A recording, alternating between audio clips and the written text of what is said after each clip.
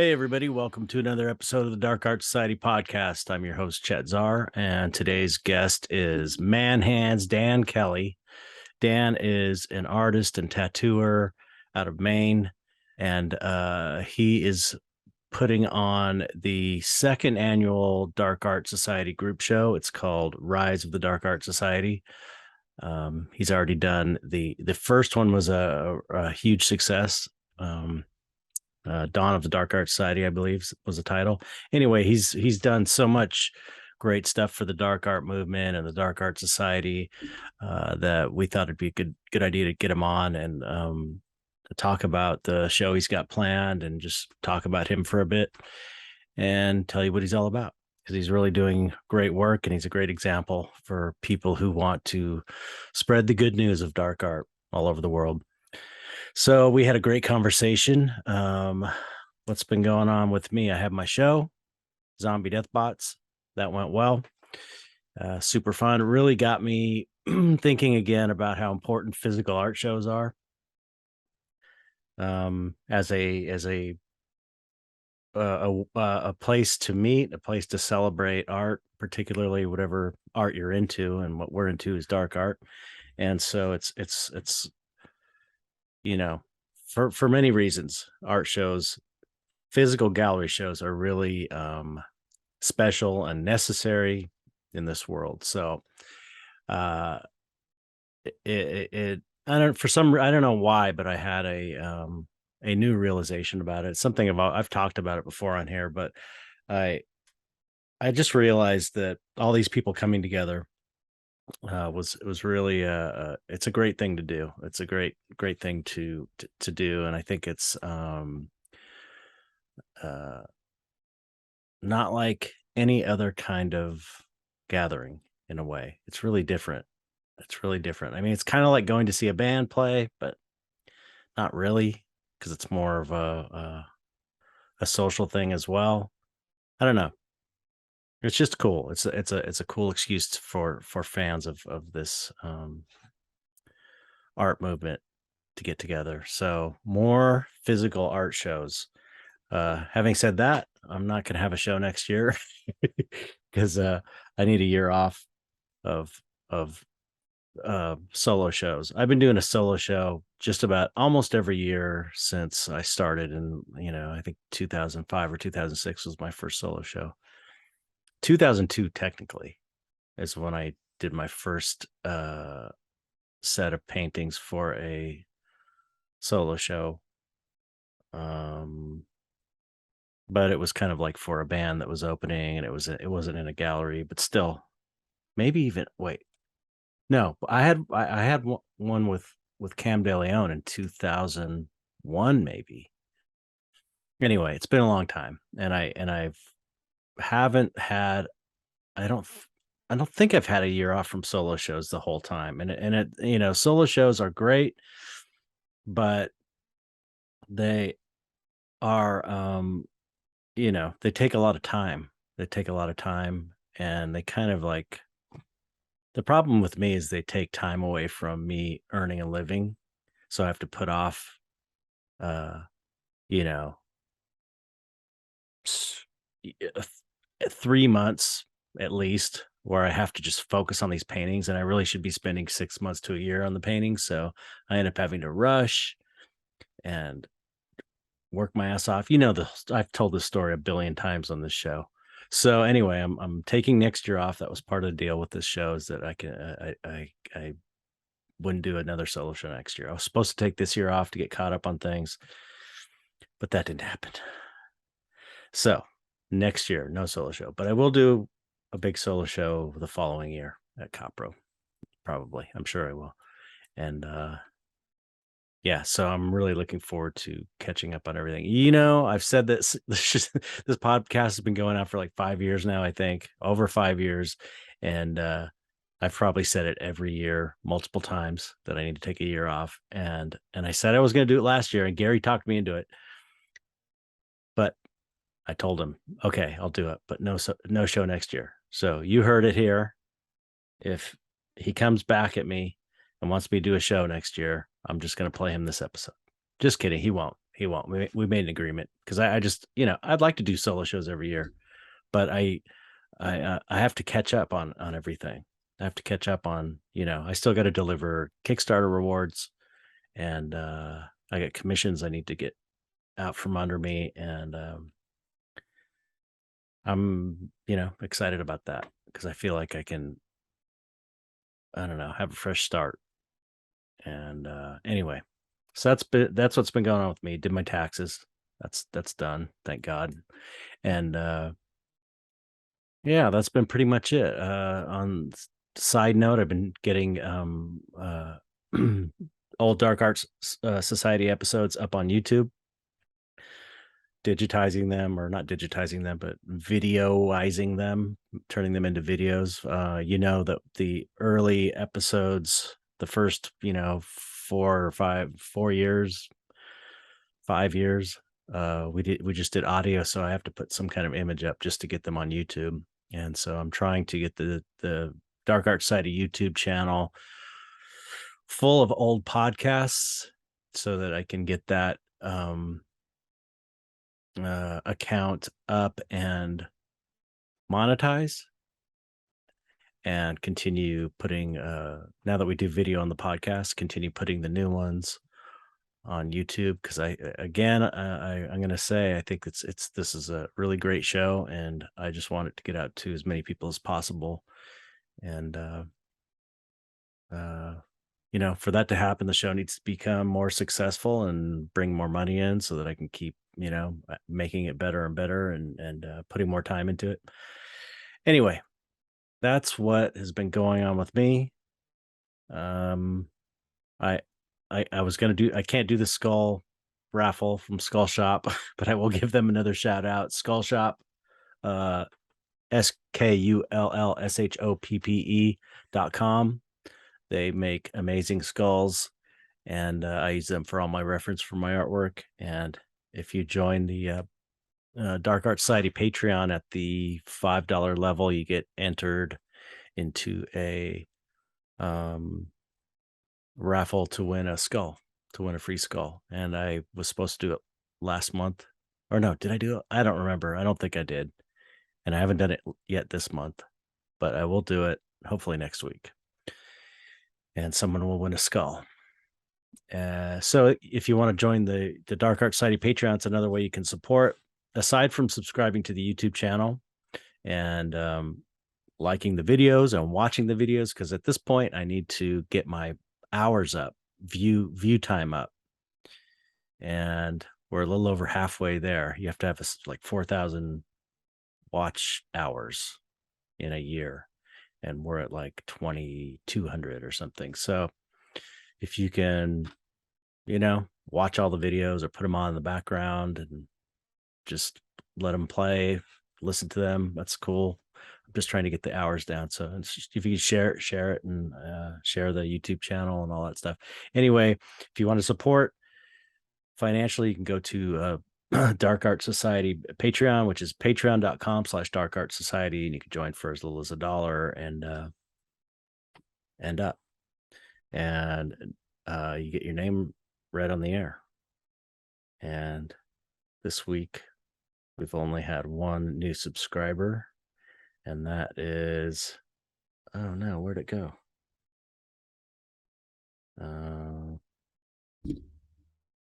Unholy Trinity. Thank you, Unholy Trinity. You're the only one that subscribed over the last couple of weeks. We've had a lot of deleted pledges, which is all good. I know times are tough, but if you can support for even just $1 a month, yeah, please do, because that's why I can keep this thing going. Is there anything else? I guess that's it. Let's get on with my interview with Dan Kelley. Here we go. I hope you enjoy it.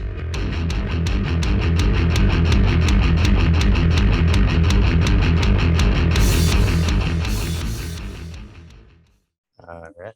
What's up, Dan? Hey. We're starting it with absolutely no preparation. How do you like that? Sounds pretty accurate.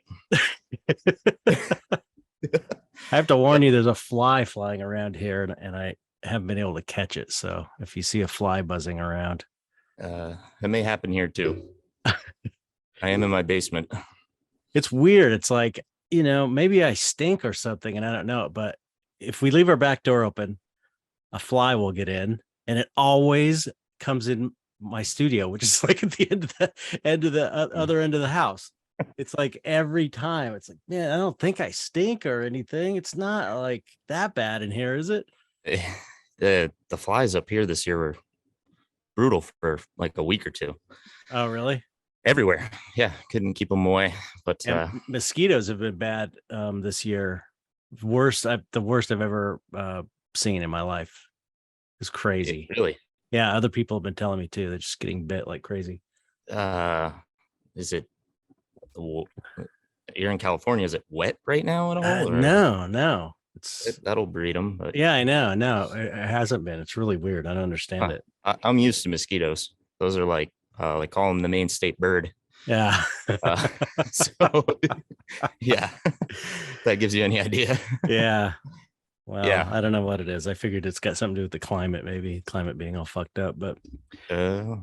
could be. I don't know.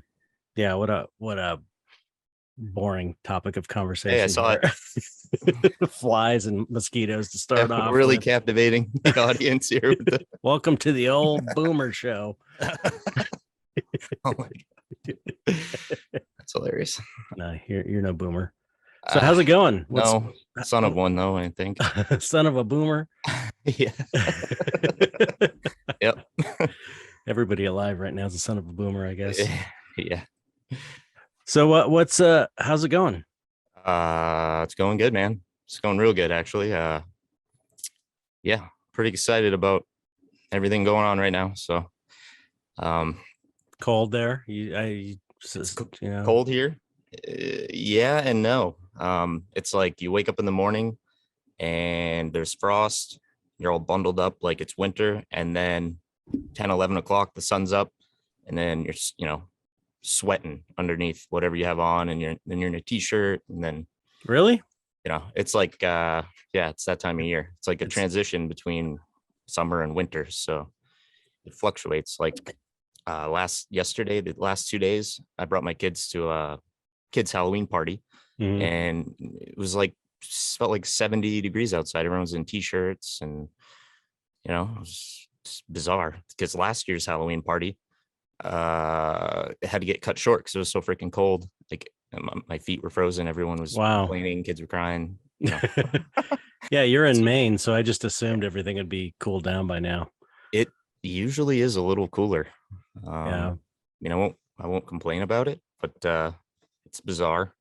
It's rainy right now. It's been raining on and off. We had rain like yesterday and the day before, I think, or something like last couple days. It was great. It was so nice. We needed it. Yeah, it's good for us too. I mean, it's fall. The colors are amazing right now. Oh, I bet. Yeah, you guys actually have seasons. Oh yeah, you are. Yeah, everything's like fire, red, orange, and yellow. With the fall comes rain and wind, and that takes the leaves off the trees, and then get bare sticks in the wind for a few months. With pines don't fall off, but right, no leaves in the winter really. There's one bush, I can't remember the name of it, in front of the studio, and it's like one of two maybe, or the only one evergreen that's not a pine, and the thing blooms into these crazy flowers like every year. It's like right next to the studio, like pretty much touching the building. That's cool. What color are they? What color are those blooms? Like a purplish sort of color. I have photos. We're going back into old man territory, dude.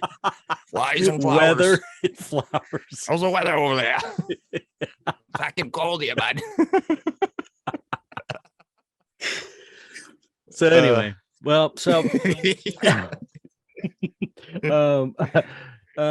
so you got so how are things going in your life? You got a lot going on. You're an artist. You got a tattoo studio. You hold you're about to hold the second annual Dark Art Society group show. It is the second annual Dark Art Society group show. Yeah, I'm So really yeah, excited you've got about that. a lot going on. You've got a lot going on. It's been yeah, it's been crazy last couple of years really. Hmm. And the dark art show last year was a real big deal to me Yeah. because I've been sort of doing a similar thing as the dark art society in a way up here in the Northeast, but with no real connection to it. Hmm. And I don't know why, to be honest with you, because I've known you for a long time, and I think it's just I've been so busy that Yeah. I keep wanting to stare into my microphone as if like it's who I'm talking to. But I never look into the camera. I can't line up. It's like the monitor's here, my yeah, camera's here, and it's like I try to get it as close as I can to the lens, but it still doesn't really look like I'm looking. I guess I could go like, oh shit. Oh man, I still hit the camera. no, you're good. Oh, turning A weird little colors. old school Okay, so film maybe that'll look a little more. glitch. See, I could Yeah.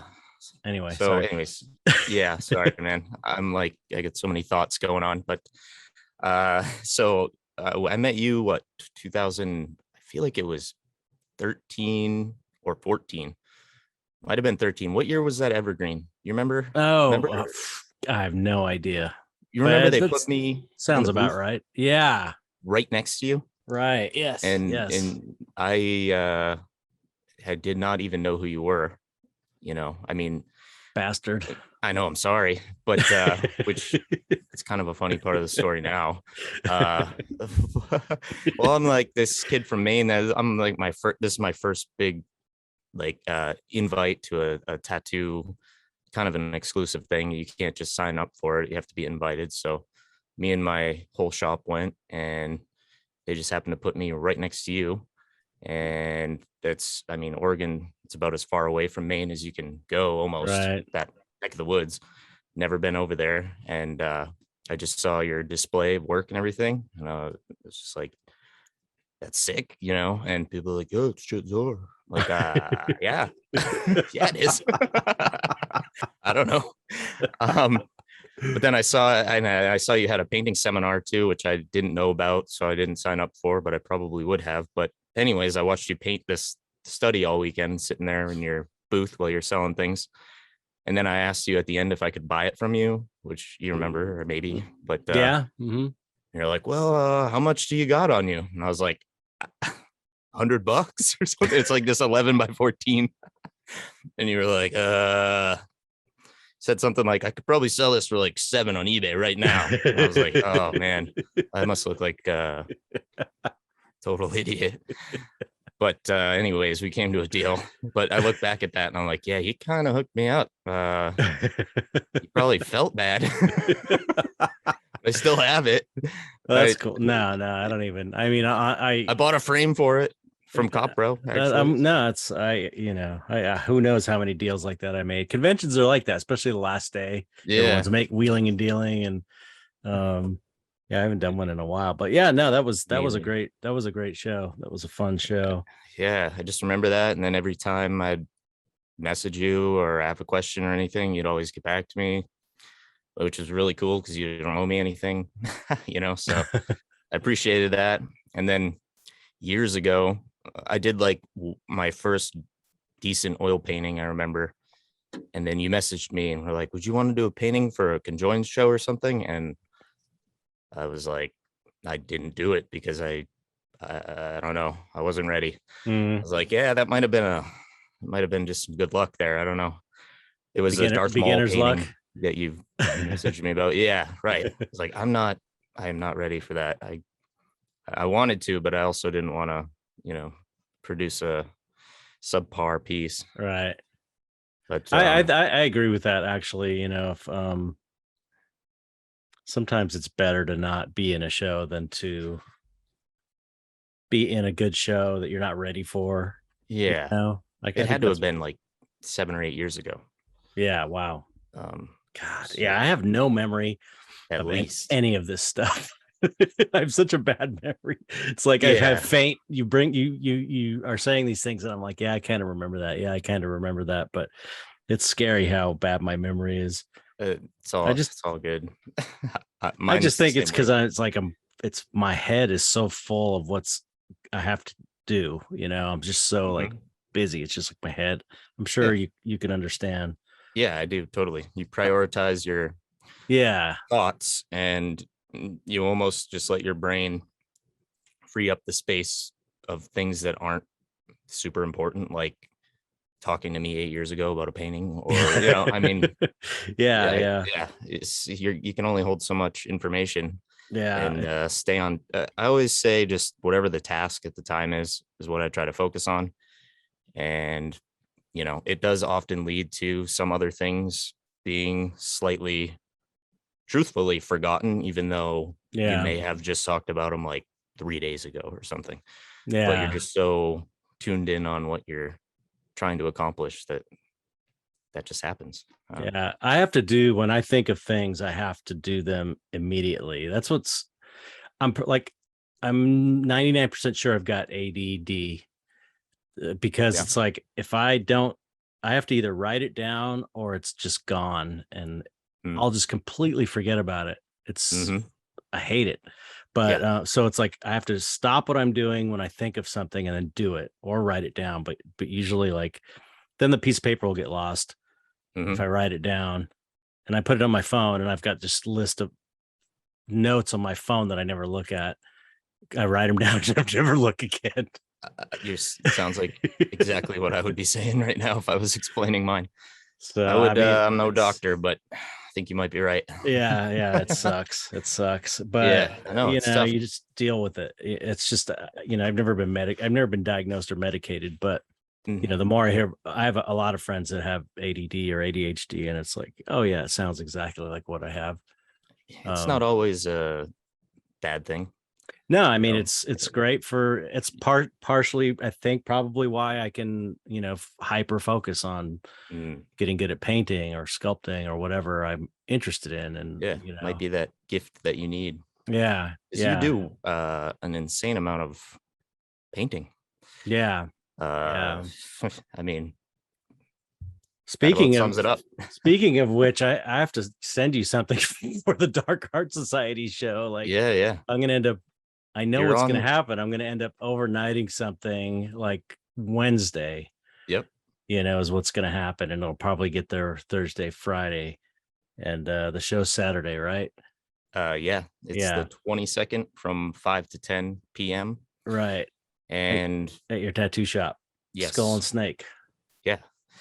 Uh yeah, man. Well, you're on the I flyer, know. I so gotta send something. you're you're stuck with it. I know. I gotta send Yep. something. I would I had to do my taxes. I still am not done with them. I'm late. I'm going to be late by a couple days probably, but Hey, me I'm too. done today. What's that? Said me too, man. As soon as I get off here, I mean, I got it all done. I just need to like write it down to give it to my tax guy, and then he's gonna do all the forms and stuff. But Yeah. so as soon as I get off this, that's what I'm going to do because I just have to get that out of my life, Oh and yeah. then I have to figure out if I have something that I can send you, or if I'm gonna have to bust something out tonight, let it dry tomorrow, and send it to you Wednesday. But I'll figure it out. Or like, you know, Cool. I've got a few studies laying around. Maybe I don't know. Anyway, so I, let- I appreciate any contribution that you've got, man. yeah, It's cool that you're even trying to do your best to get something over here. So well, it's. I mean, we could talk more about this show because I think the show that you put on. Last year's show was amazing. I can't believe how much art you sold. But let's save that. Let's for people who don't know you, let's talk about you for a bit so people get to know who you are and how you started and what you do. And it's you're a tattoo artist who has your own tattoo shop in Maine. mhm. What part of Maine? What's the I it's am in North Berwick, Maine, North Berwick, Maine. Yeah. which is actually my hometown. So Okay. So why don't we start it? I mean, how you got into tattooing and how you got into art and all that stuff. yeah, cool. Well, I've always been into art of some kind. Wasn't always focusing on visual art as far as drawing and painting, things like that go, I actually felt like when I was younger, I wasn't very developed or great at that, but I always Mhm. had a lot of ideas. And Hmm. as a kid, I would draw all kinds of stuff. Like my parents were awesome enough to be the type that saved uh, things. So I have boxes full of drawings from when I was really little, Oh, like my cool. kids' age, 4, 5, 6, of these weird things. I don't even know, childhood thoughts, what I thought things should look like and this and that.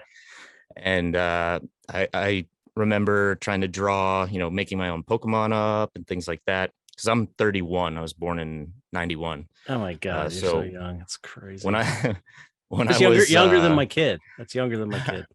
I am. Yeah. How old's your kid now? I forgot. Uh he just had his birthday. 33, I think. Ah, that son of a boomer. 32 or 33. I'm Gen Yeah, X, damn it.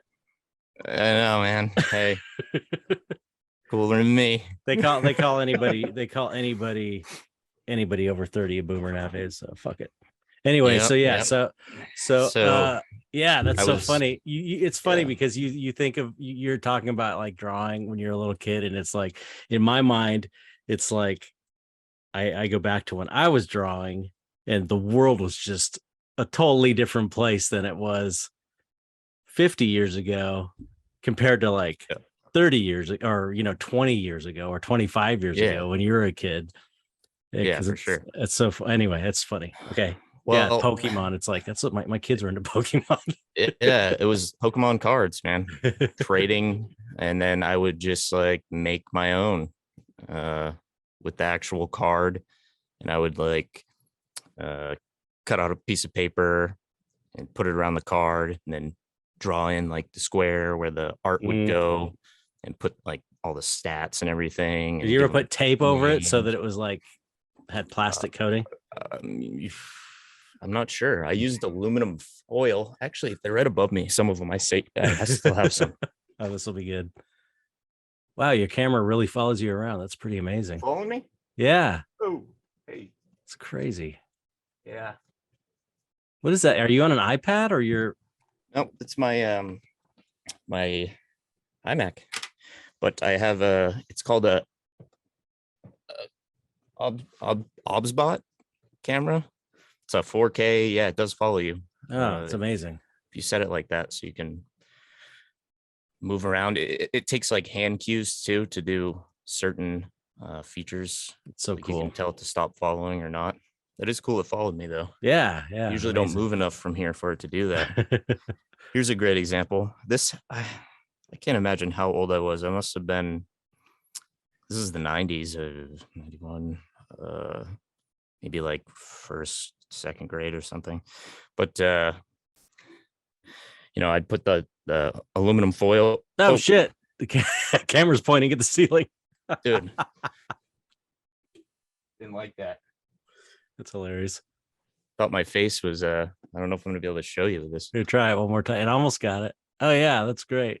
It's aluminum foil for that holographic look. That's so cool. I mean, look at. Can you see the drawing? Yeah, it's great. I think It's really it cool. says boogie. I don't even know what it is. So So I've you're got. making up your own Pokemons. Yeah, yeah. The drawings are real subpar, but they're made up pocket monsters. Yeah, that's really cool. So I was really into that. And then I actually used to have Windows 95 had this program called Paint. So I Mhm. suppose that this is some of my first digital art. But Wow. it was I would print them out. I think I was saving them on floppy disks, Yep. and then Wow. so I started doing them that way, and that Very was just creative. Very for creative. fun. But Yeah. so I kind of was into that, and then I was super into video. My parents always had a camera. I was always making weird home videos and stop motion type stuff with army men and Hmm. making these big battles and explosions that with like flashes of light or something. So you were like, I'm guessing probably were you like the only kid who was doing all that sort of thing? Yeah, pretty much. Yeah. Because it's like sounds like you're a super creative kid, like always wanting to make things and Yeah, my create stuff. sister is older than me by like Hmm. 7 years. So, I mean, we're pretty close now, but uh, as a kid, she was out of the house a lot and then left for college when I was like 11. Hmm. And, so I wasn't an only child, but I didn't really like play with my sister. Right, right. So yeah, I did a lot of shit by myself, but it was usually creative type of stuff. And video was really a big thing. So I was always the kid that like would I could skateboard just good enough to follow everyone around and I'd film them and make the videos because Right. everyone else was really good at the tricks shit. And I had all the stuff to do the video back when you had to like record onto an actual tape. And then Yeah. I remember like I had like a VHS player somehow hooked up to my computer through like a normal coax cable or something. And I was able Hmm. to like transfer onto the computer. And then, That was a big thing back then. yeah, and that was before the mini DV and all that came out. Right. But yeah, I was pretty young, just like making skate videos and just random fun made up clips of things. And Hmm. so that continued anyways until into high school. I always took Photoshop classes, video classes. Those are all I really cared about. I was like not really into the core curriculum of things, but I always did well in those creative type classes, which were electives. Like you had to sign up for them. Yeah. And I played music, saxophone, and jazz band, Oh, no way. I didn't know that. uh, guitar, bass. Yeah, I started playing in fourth grade band up through. Can you still play the saxophone? I still have it. I can make it too, but I used to be able to just sight read music and Really? play jazz. Yeah, yeah, Oh shit, that's yeah. cool. We did jazz band competitions like in the state of Maine, stuff like that. Wow, that's great. Uh, and then as I got older, I just kind of stopped playing the saxophone and mostly stuck with guitar and drums a little bit. Things I still play, Hmm. but it's all similar brain activity. I think creativity and art, whether it's visual or Right. audio. So I just was always into that type of stuff. And then when I was in my teenage years, I just decided, late teenage years, actually, like I was like 17 and I was thinking about going to college for computer stuff. And I just picked up a pencil and like actually tried to draw something that didn't look like a second grader drew a Pokemon card. Hmm. Um, and it was like a portrait and it wasn't that great, but at the time it excited me enough because I couldn't believe that I even was able to produce that just from Hmm. trying, and I just kept drawing and drawing and drawing all the time. And then I got my first tattoo like the day I turned 18 or pretty close. Were you into tattoos before you got your tattoo? Like, were you looking at Yeah, tattoo I magazines and was. stuff? Oh How did yeah, you get I into had a like, how did you get into tattoos initially, as far as yeah. appreciating them? My dad always had one. I remember it was a leprechaun on his arm, like he got in the 80s, 82 or something. That's like me and The my only one. Yeah, right. Similar. So every time I'd see and him my with his peace shirt sign. off or I have something. two. Oh, nice. You got two. This is when I Dang. turned 18. My dime size peace sign. Cool. Yeah, man. Hey, Hilarious. that's a lot of people. I was it a hand poke or was it No, a shop? it was at a shop. It was somewhere Nice. like, I don't know, on Melrose Avenue or somewhere in Hollywood or something. Hollywood Yeah. Boulevard. I don't remember. Probably back before they used gloves and all that cool stuff. Probably. Yeah, Yeah. probably 80, let's see, 86 or something. Yeah, it's pretty close. Yeah. So my dad had the one that one from like 82 and I would always see it. I was into it. And then I had a girlfriend when I was like 16 and the law was different in the state she moved from. So she had a tattoo because her mom signed for it. And it was Oh, just like a wow. cross or something. And but I was like, that's pretty fucking cool, Um, and then I just kind of that set me in motion to have a super hardcore interest in it. I used to Mhm. cut out tattoo magazines and tape them. My whole ceiling was plastered with tattoo magazines. It's just, yeah. And then I ordered some shit on the internet and tattooed my friend when my parents were out of town. Ooh. Thing came out horrible. He still has it though. It stuck. It did stick. The lines are like 10 times thicker than they're supposed to be. Yeah, how did you? I mean, I had no idea what I was doing at all. I didn't even, I had this thing and I'm like, how do I even put this shit together?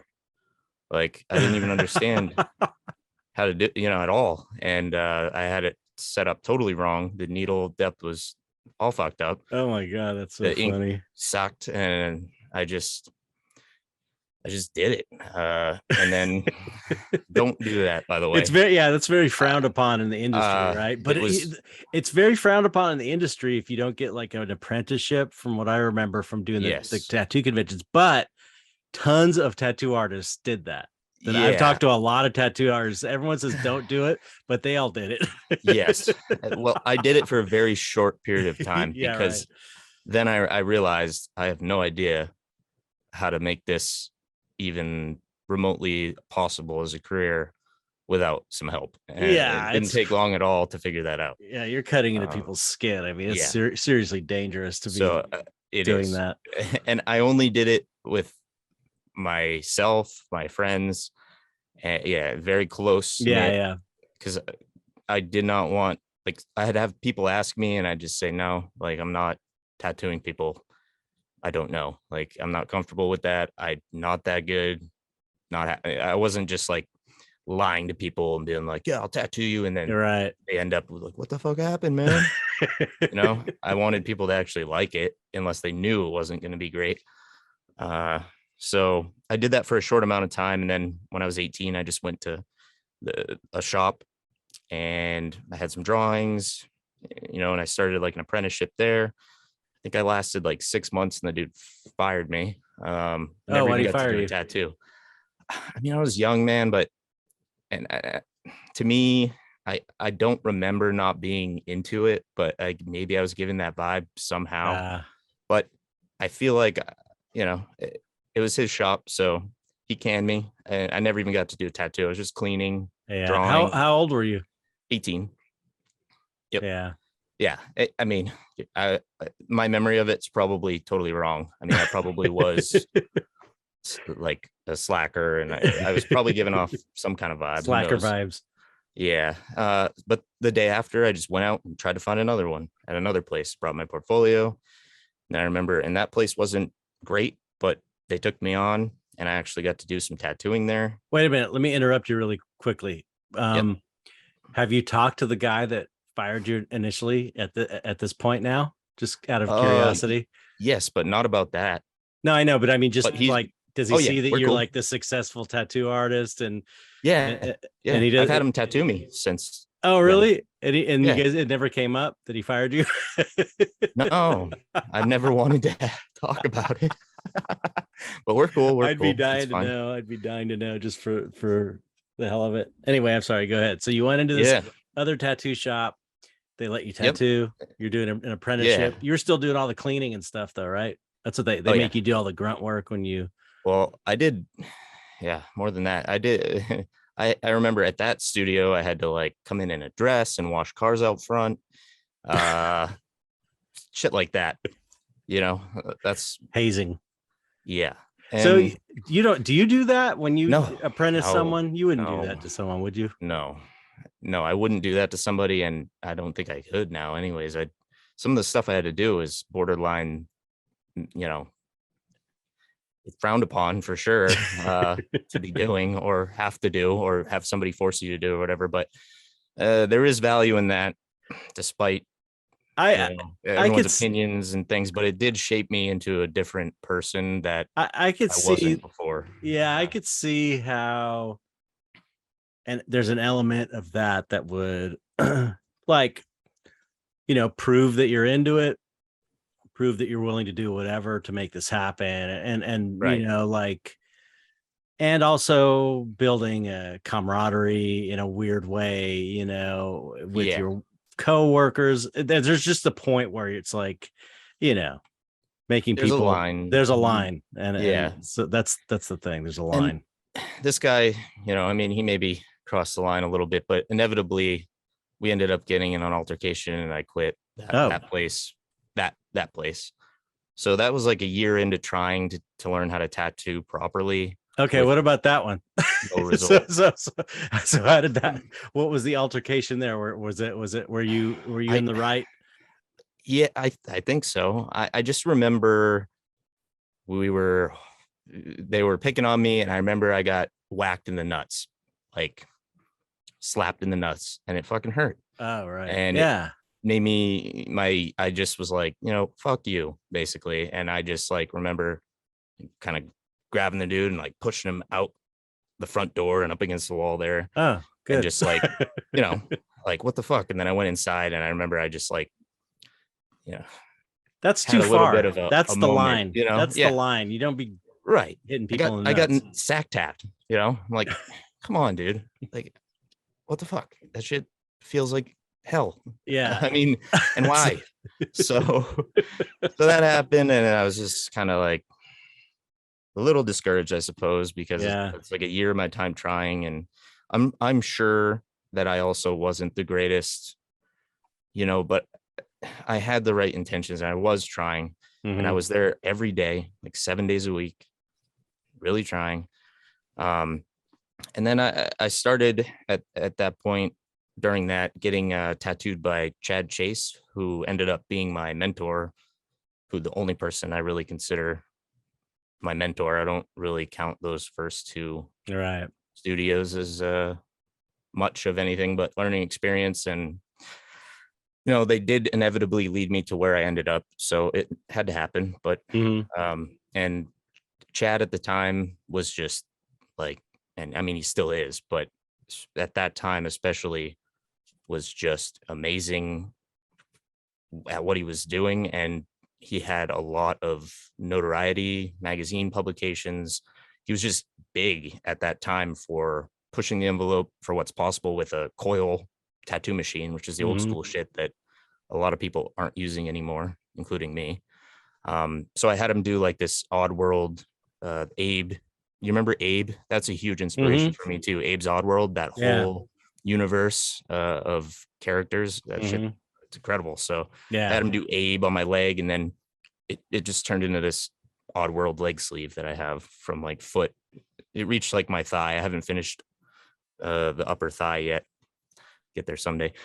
Uh, but I just started getting tattooed by him, and then he eventually asked me to bring him in a drawing, and then he just told me he would take me on as an apprentice.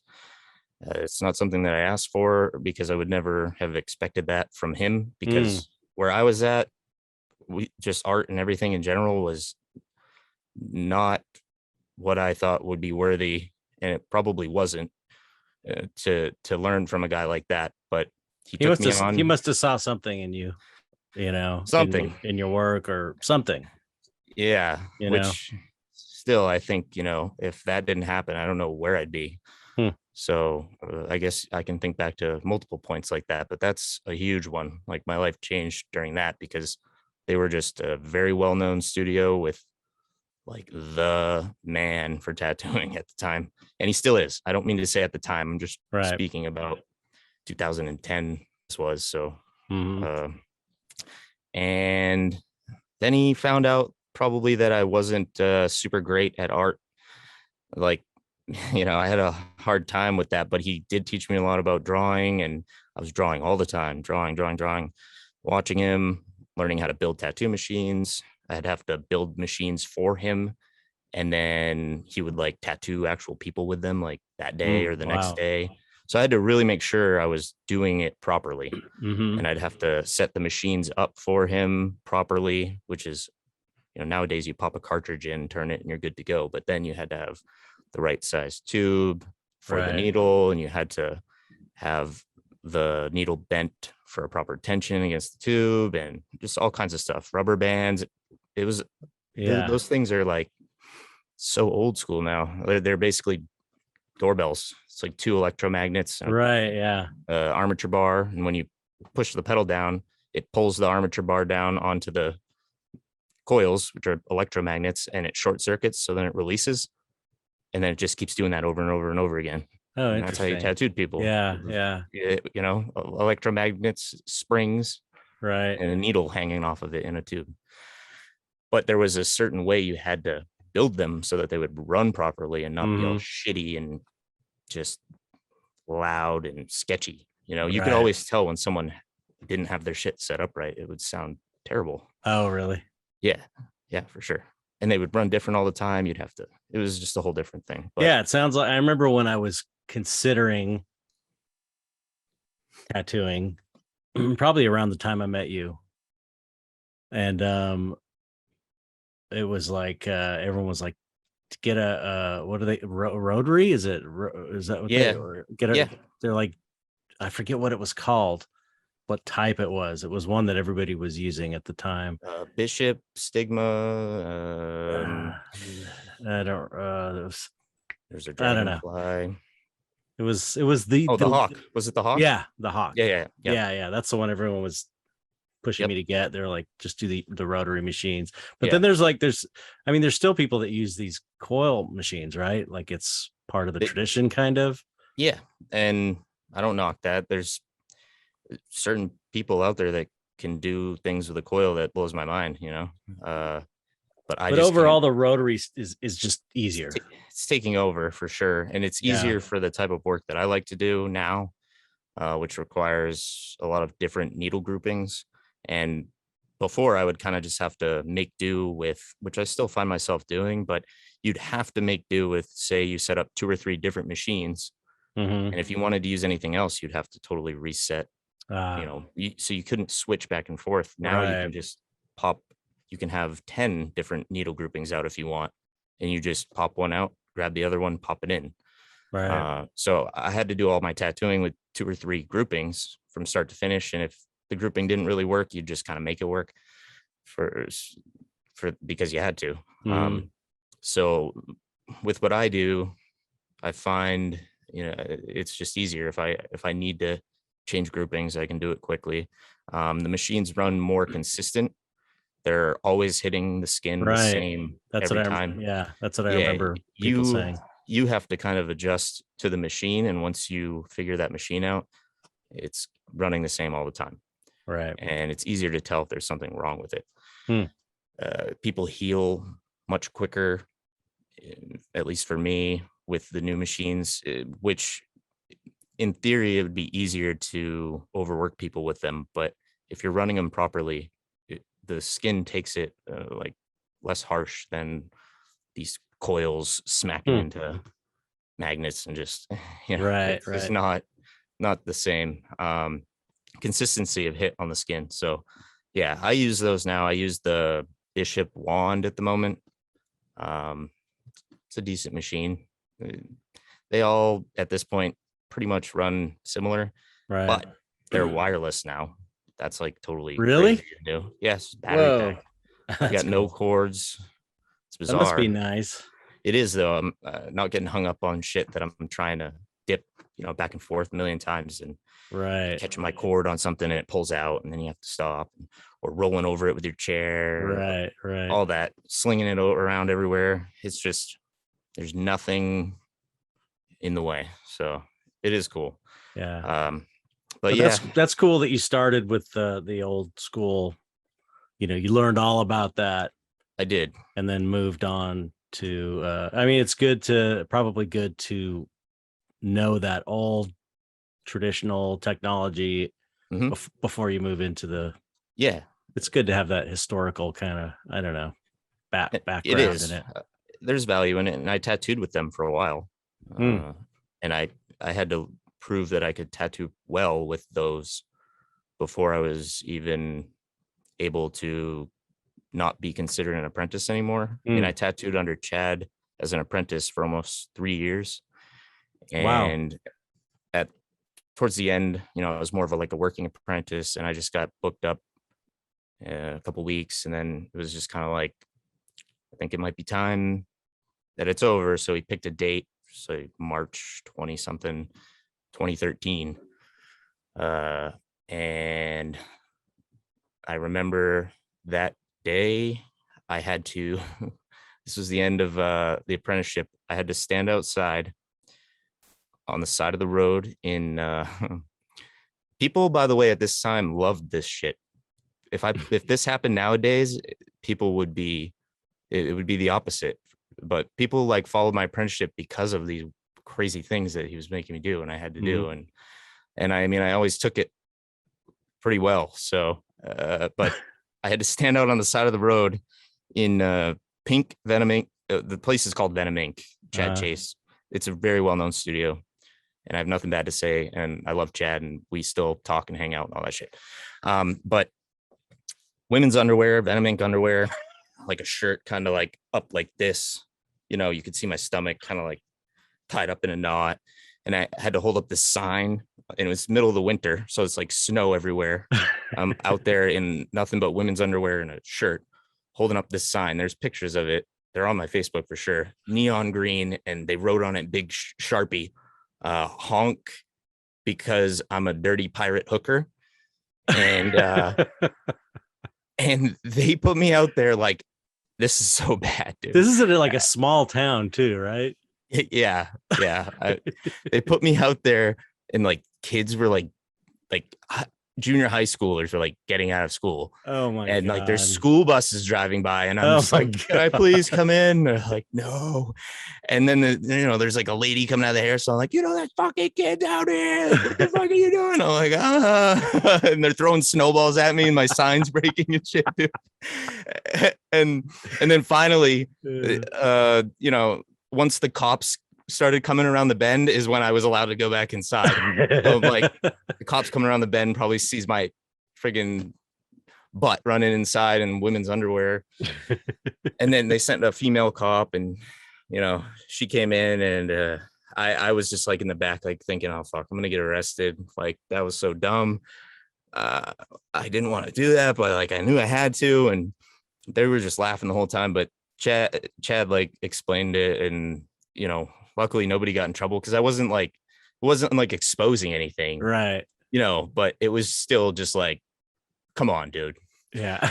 So for a while I had my convention banner. It was me holding up that sign. It was a still shot with, of me in my women's underwear. And I would hang it at the tattoo conventions and holding the sign. And then you could see like the school bus in the background and all the snow everywhere and shit. And it was like tattoos by Manhands Dan Kelley.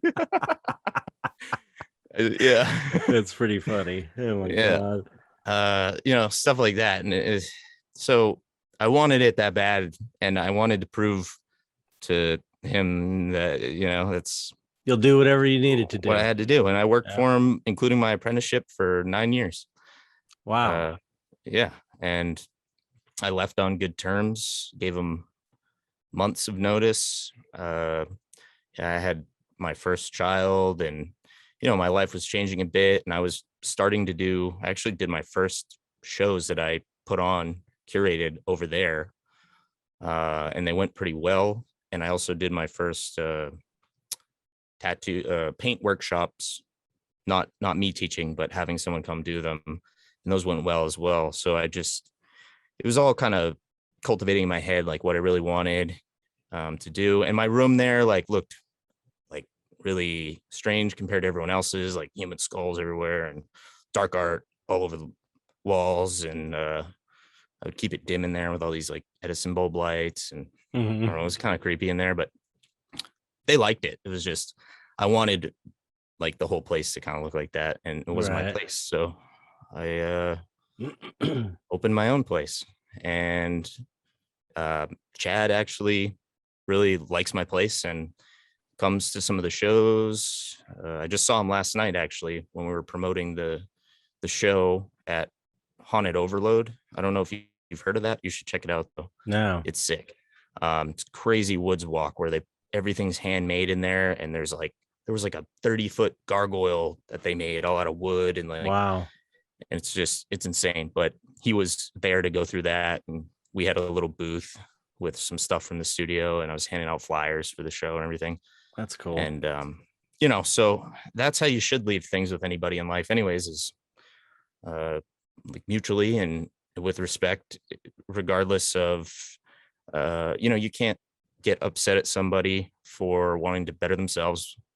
And he did not do that with me, and I wouldn't do that with someone else. So there's just been I've learned a lot from the whole experience of the apprenticeship up through till I opened my place. And now since I've opened my place, it's been a whole different learning experience for all kinds of stuff, especially starting to deal with so many different painters. Because really, that is what's most important to me, honestly, is the art shows and the painting. And I mean, I do love tattooing, and that's important as well. And I love being able to do art, but I like being able to bring a community together to look at weird art that they didn't know they liked before they came and looked at it. And then you keep seeing them at all the other shows. And, Right.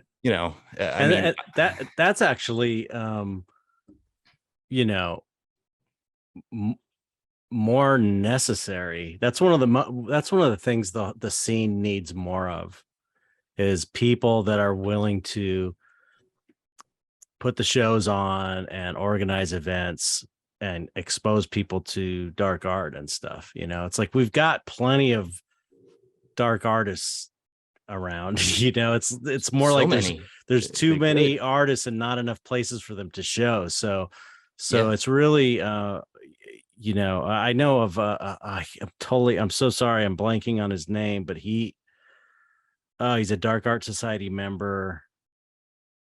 I'm so sorry that I forgot your name, or I know it's just not coming to me, but he's curating, I think, in a gallery in New York, and is starting to show dark art stuff.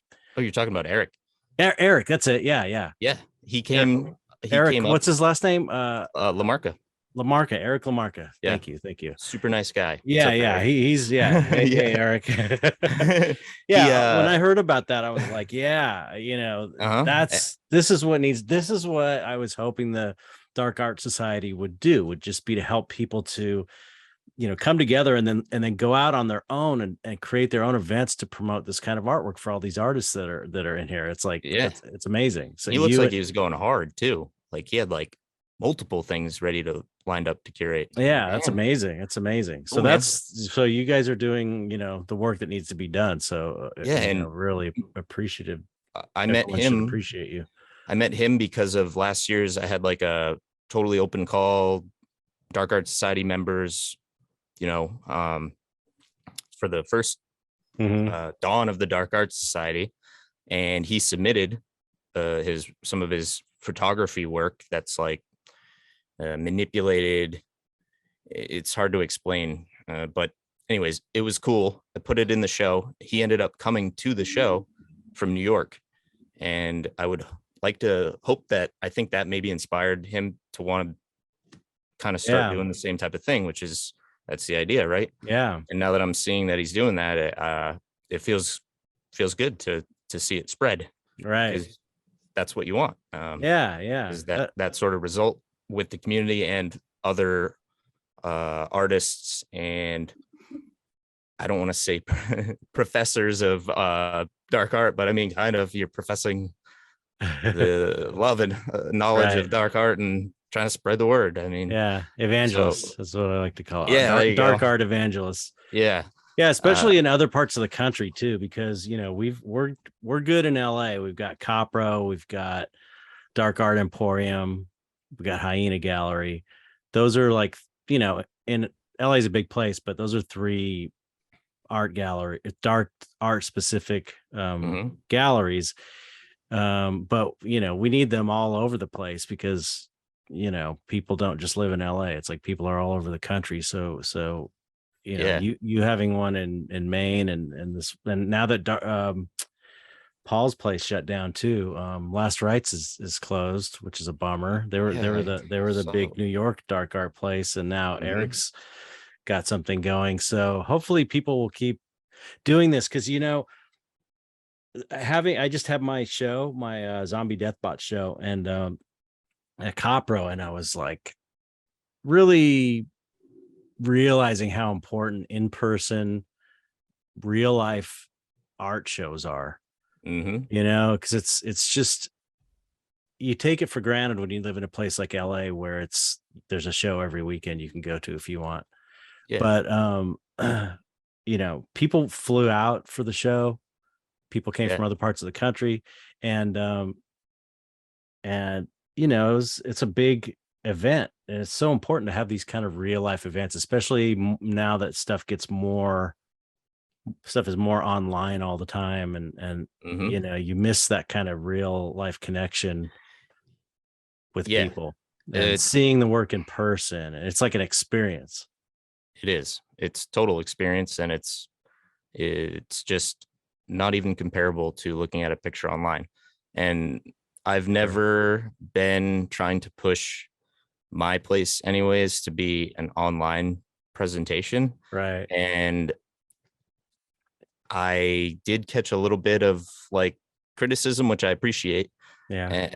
From The me. first, well, hey, I wasn't gonna say any names, but um, but I'm so focused on the in-person show Yeah. experience and getting it set up as awesome as I possibly can, and thinking about all kinds of little details and trying to just make it so that people want to show up. Yeah. And Yeah. then when they show up, the environment of the whole thing that's all set up almost captivates them into the art itself, which it's just like you're creating an environment that the art belongs in, which makes it look even greater, even though Yeah. it's Right. already amazing. That's And the true. people just, it's like people just think it's sick. They Yeah. love it. And so they keep coming. And the people that are new that have never come always, I mean, it's awesome seeing the reactions people have when they walk in before they even look at the show and they just see the first 10 seconds of the place and they're like, this place is fucking awesome or whatever. You're like, yeah, all right, Yeah. cool. Like they're into it already. And then they're more apt to be looking at the art. I know it doesn't make sense because there's so much more around, but it just brings their attention into this place where they have no choice but to just, it's all pointing them into Yeah. that. I mean, it's It's like, total environment. yeah, yeah. And I've done, a few shows like that where you make the whole gallery, decorate it, and Yeah. It's a lot of work.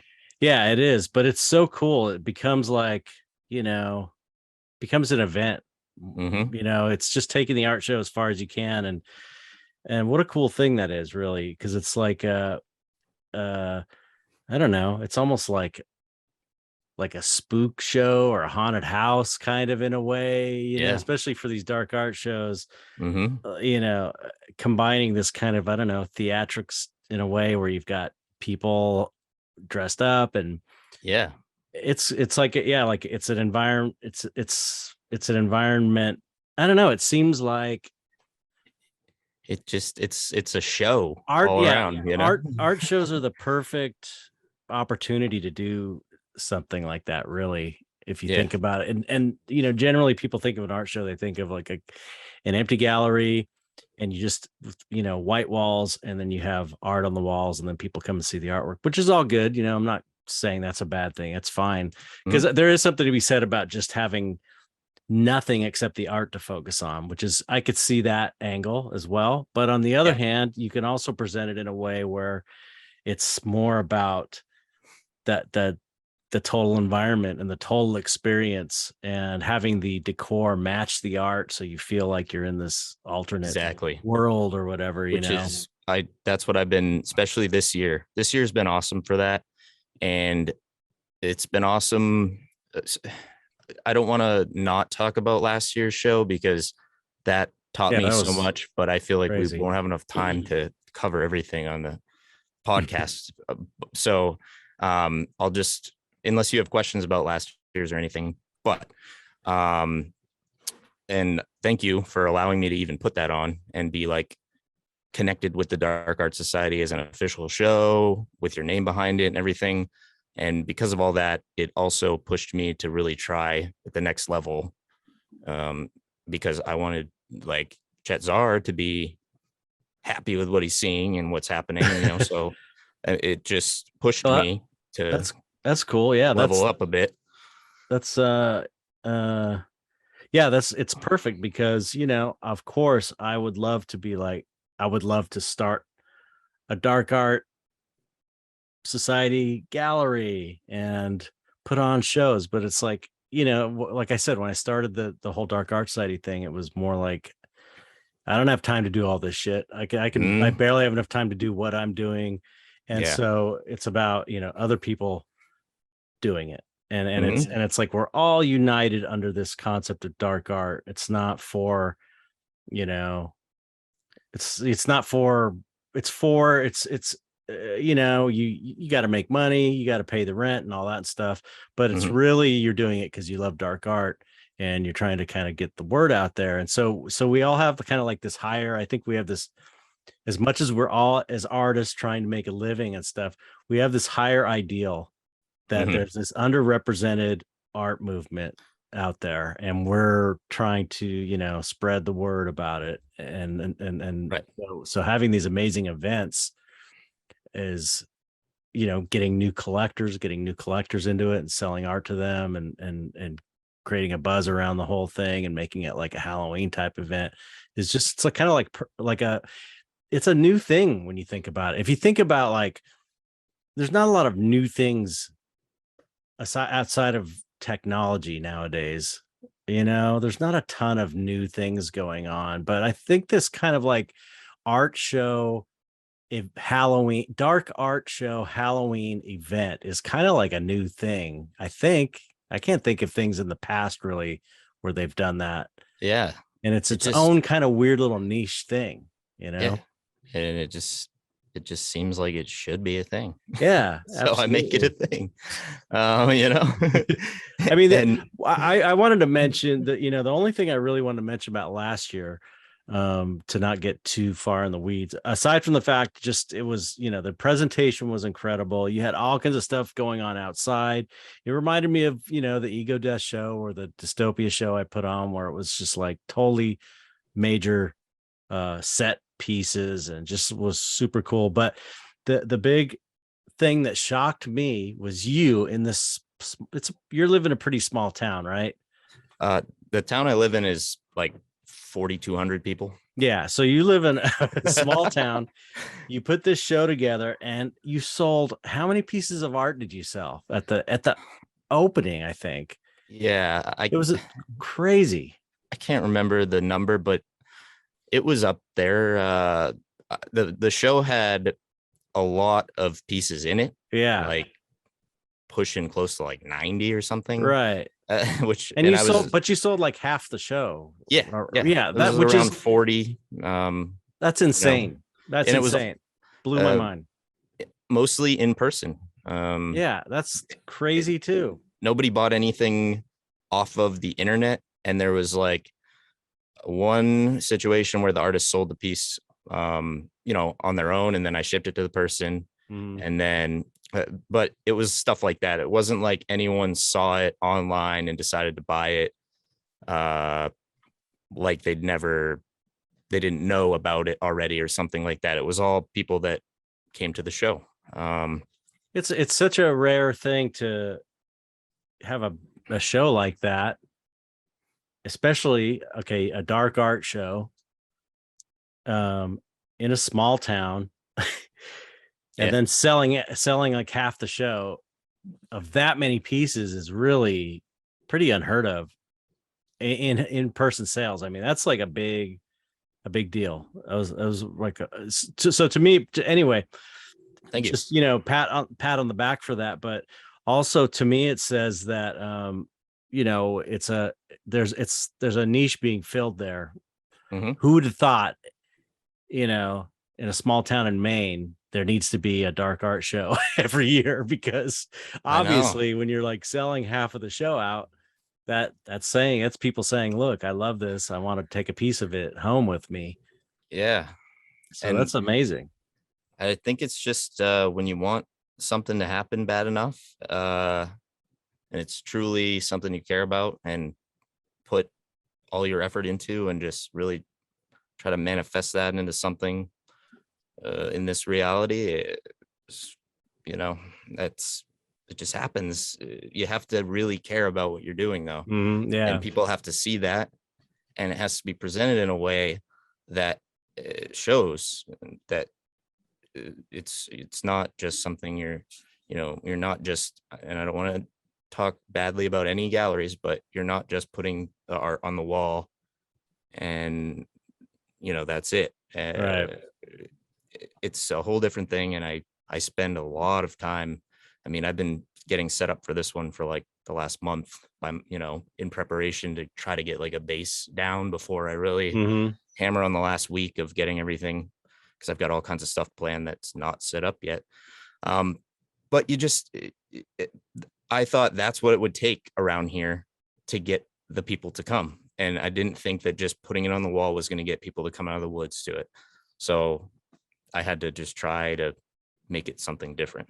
Yeah. So it's, Now that you've committed to that, you got to keep doing it, and dude, outdoing yourself every year. that's the struggle. And I that's know just that with this one. struggle. I know that struggle.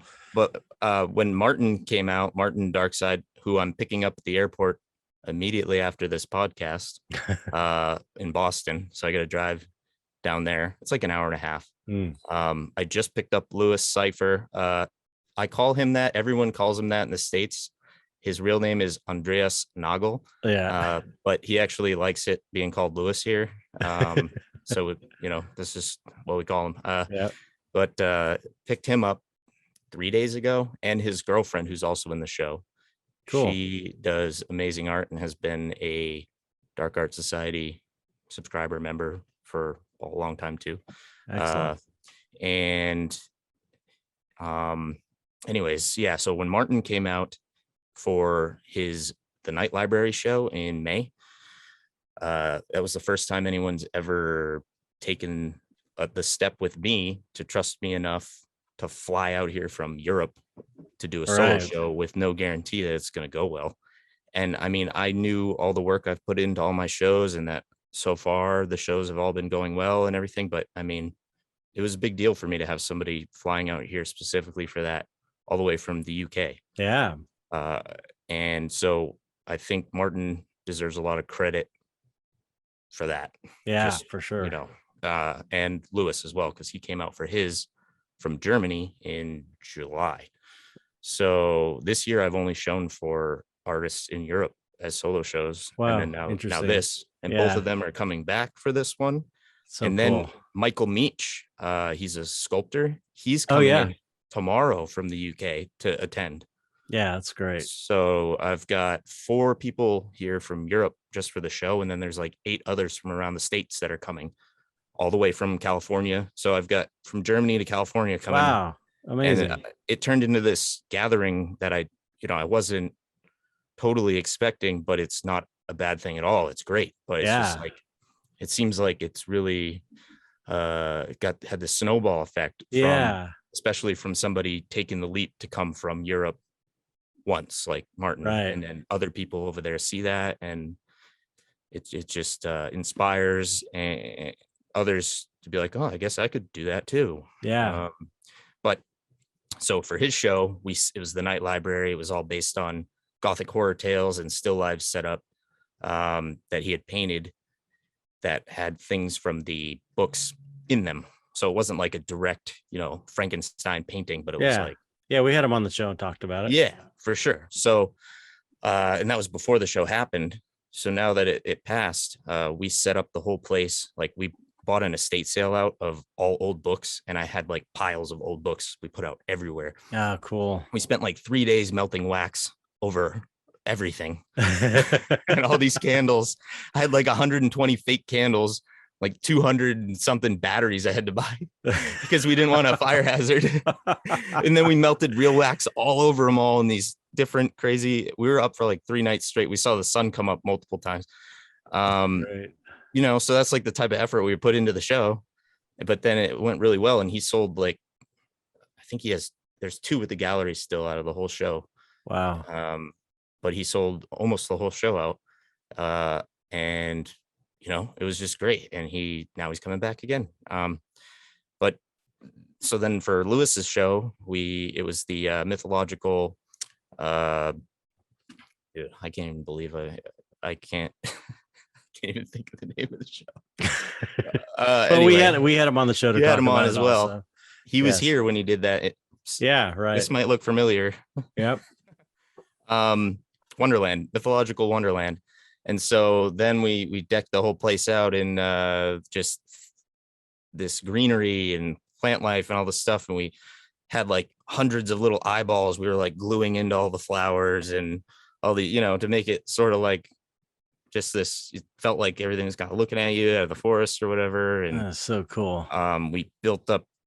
we were putting different animal skulls together to make these crazy looking creature things and just trying to find faces and random stuff and emphasize it. And we turned it into this sort of different world, that matched the show. So it's almost like when people, when they come in, that it's not distracting them from the artwork because it's kind of part of it. Yeah. No, I like I said, I think that's, they're just two different approaches to doing an art show. And of course, one is more traditional and then one is more fun. And it's like, it's like putting glow in the dark paint in the paintings I do, or putting those glow corners on. It's like, maybe it's a little lowbrow or whatever and not sophisticated in a way, but it's so cool. I think it's cool. Yeah. It's cool. It's fun. It's cool. It's like, I love that. When it's fun, it's easier to put the effort into it. That just applies with everything, I think. And right. If you don't make it fun, it just doesn't translate the same way, I don't think, with anything. It's like the shows are entertaining. It's less stuffy. It's the other thing I like about shows like that is they're not as stuffy and snobby, and it's not at all. So I like that. I like that. It's just having the people, even if they don't come in and buy anything at that show, but they came. Yeah. They saw it. They're going to remember it. They may come back, but I'd be happy. It makes me happier when a lot of people show up and they just see it and they see the product of all the work we did in the week before and whatever. And it's been cool this year to have the people come from overseas the week before and contribute with me to setting it up, because we brainstorm and it's almost like a collaboration painting or something. Yeah, it's great. The shows wouldn't have looked. Yeah, we make art and a collaborative art installation. That's what it is. It's kind of like an art installation, I guess. Yeah. And we come up with these ideas that weren't planned until the week of the show together, like the melting the candles everywhere and getting all those books. And then me and Lewis made this giant mushroom out of trash and spray foam in the that was side yard last time. That was not a plan at all. So it's cool to have them contribute a piece of themselves into it too, because obviously they care coming all the way here for it, and then to just put that care into actually setting it up with me. And me and Lewis saw the sunrise also. We were up all night the night before the show, and then it was like almost 6 a.m. I'm like, you want to see the sunrise? It's like, yes, I do. Or whatever, German. And we went to the beach and we watched the sun come up, and then we're like, all right, let's go get 2 hours of sleep, and then we got a show to do. So most of the time the night before, it's like we're working until it's like you just can't anymore. Never been a cutoff for any of them where like, all right, it's done now, it's 3 days from now. It's like, it's done, let's sleep for 3 hours. And I don't know what's gonna happen this time. I'm always like trying to not make that happen, but we just end up getting so many ideas, and that it's just like you have to just keep going until you can't anymore. But it makes the show great. I love it. Well, I say you had so much success creatively and sales wise and everything. So just whatever you're doing, just keep doing it. I think just keep doing it the way you're doing it, because until something doesn't work, one thing I would mention though, this just occurred to me, is it might be worth trying to because like Copro has a photographer come out to shows. Every show he has a photographer, and I know you had people taking pictures, I think. But it seems like it's such an installation type of thing. It might be worth really getting a a video crew that's just responsible for capturing it all on video, because Yeah. there's so many people that can't make it to the show. That's the thing about the online part of it. The I know. online aspect of it is that there are people that can't afford to come out, can't afford to fly out, can't afford to come from Europe, that are into it and would love to, that rely on the internet to experience the show. So even though your main focus is the physical show, Yeah, it would be really cool to see, really nice quality video of the event and stuff. for Yeah, sure. And edit it all together and stuff. I totally agree with that. And for the initial shows, I was trying to do both things. And then this year I realized there's no way Yeah, yeah. that I can do that. So we actually do have a photographer coming for this one. Cool. And the video, there'll be some type of video. There's going to be enough artists there this time that I feel like there's going to be way more viewable content out there Right. on the internet Yeah, because maybe, and try and compile their yeah, videos at the end I'm and gonna edit something together from everybody's video or something. I'm going to encourage them to take visual proof of what's going on Yeah. so that we can maybe somehow collaborate something together or yeah, for Because sure. that would be great too, especially if you keep doing this, which I'm assuming, as long as that keeps working, you're going to keep doing it. Seems like you're into it, but Yeah, have like, wouldn't it be cool to, especially now, because cell phone video quality is so good. So from it's now crazy. moving forward, you would just have these high quality videos of every show that you've done throughout the years. If you keep it going like for 10 years or something, you could look back and just see them all. It'd be so cool. Yeah. Now that you mentioned it, especially, I'm going to try to make that a priority It would be this great. year It would be great. because If I had it to do all over again, I would make sure there was like a designated videographer. mhm, And there were actually, in a roundabout way, like Mike Carell, doing the documentary at the same time, um as the Ego Death show and stuff. So we did get that, but it would be nice to have, like, I'm just, the older I get, I'm more about, really about documentation. yeah, Even this podcast is, didn't occur to me until somebody said, you're documenting this movement with the podcast. And it's like, yeah, it's kind of important actually to document everything that's going on right now. We're in this movement. yeah, for sure. And I appreciate you having me on here a lot. Oh It's yeah. so cool. My pleasure. I mean, we've talked about it for a while. I mean, just that, yeah, it was, because, like you said, we go way back, but yeah, after that first show, people don't realize, but y-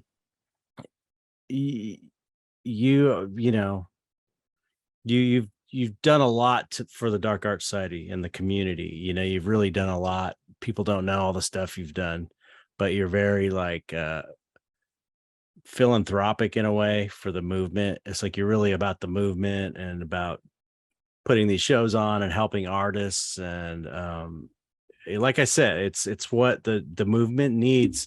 Like, we've got the artists, everyone's working on their craft, trying to get better and better. There's like a whole crew of these people. Um, but there's certain things that we need that aren't there yet. Yeah, It's like this infrastructure, or just like shows, basically, you know. right. So you're kind of like, Thanks. showing the way. You're sort of showing how it's done in a way, which is great. And you're and I can, and I know that's the thing. It's like, I know your intentions are pure too, because I know you. So it's like, you're not just some guy coming in like, how can I make a few bucks? It's like, I've had to tell you in the past, like, you have to make some money at this, because you've been like, I I'm know not you've told thinking me it about doesn't that. mean I It's listened. like, make sure you're taken care of. It's going to Every be a lot time. of work. I'm like Yeah, pushing you to, like, not to be so, I take know, something for man. yourself. You got to do it. But so just to, I mean, just letting people know who is listening or watching this, is that that's the kind of guy you are. And so I just think it's important to acknowledge that that you're doing this for the right reasons. So just because good work like that should be acknowledged, because people like you get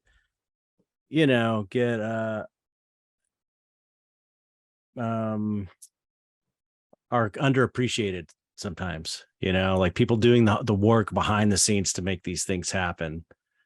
And it's easy to overlook people doing, the hard work.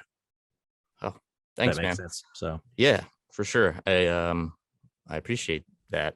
That's super kind. And I wouldn't know how to do it any other way, really. I'm just doing what I know how, and I feel like having real intentions and feelings and a passion for something and just loving what you're doing is yeah. that's just what happens. And you've got, You know, you've got more resources than a lot of people since you run your own business. You have a successful tattoo business. So it's cool to see you doing that, so yeah. I love meeting these artists too. It's the best.